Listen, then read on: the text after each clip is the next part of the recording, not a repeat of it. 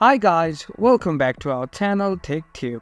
In today's video, I'm going to show you how to see a video you liked on your TikTok in PC. So, without further ado, let's jump right into the video.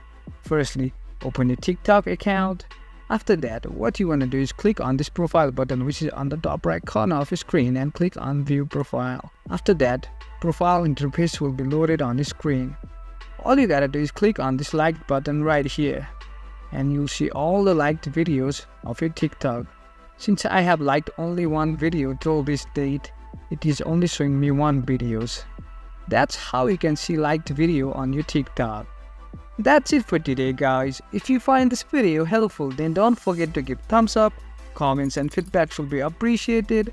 Subscribe to our channel and don't forget to hit the bell icon so that I can come up with new videos like this. Until then, have a great time and thank you for watching.